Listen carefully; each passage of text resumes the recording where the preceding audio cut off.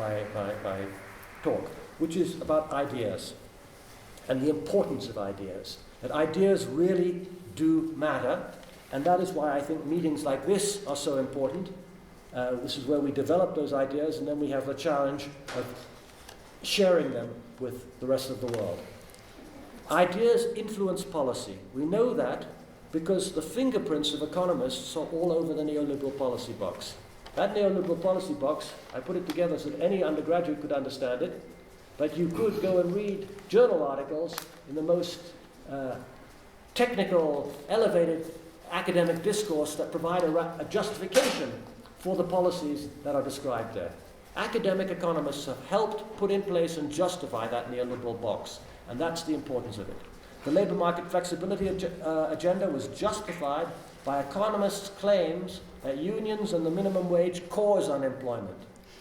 The retreat from full employment was justified by the claim that the economy automatically goes to full employment, the so-called natural rate of unemployment, and the Fed should therefore focus on low inflation only because it cannot affect employment. Financial deregulation was justified because it supposedly provided a free lunch by increasing the efficiency of resource allocation. So ideas influence, now I want to say that ideas not only influence policy, they influence political power. That means we have a double agenda. We have to win the war of ideas, but we also have to win the political fight. It's no good winning one without the other. To win the ideas and not the political fight, then you can't put them in place. That's what happened in the US in the 1990s with Bill Clinton. There we won the political fight, but didn't win the war of ideas. There's another reason, and this is why my closing comment here, is why ideas matter. I think ideas are not just important about shaping economic policy, they drive political change.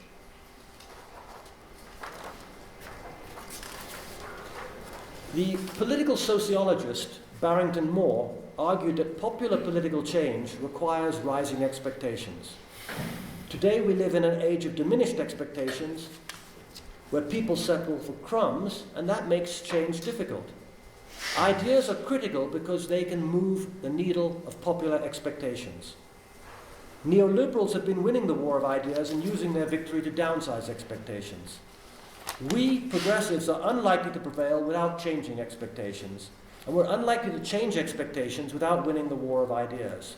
And that's where the role of economists kicks in. Which of these explanations will prevail? I don't know.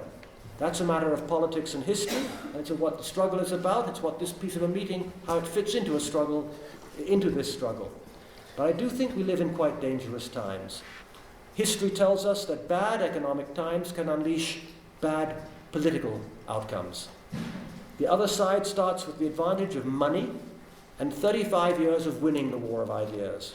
On top of that, they are very smart, never underestimate their intelligence.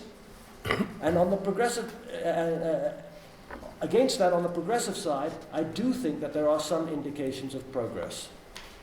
When I finished writing my book in 2010, there was almost zero interest in the issue of income distribution, and there was zero belief in the prediction of stagnation. But that has changed. But here we have to be very careful to distinguish between change of rhetoric and real change.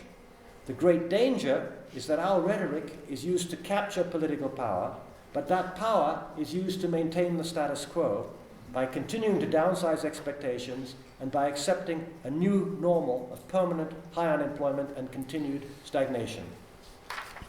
Just over 30 years ago, wages started to stagnate and income inequality started to explode. A big reason is that working families lost the war of ideas. The challenge is to make sure that this does not happen again in this economic crisis. Thank you.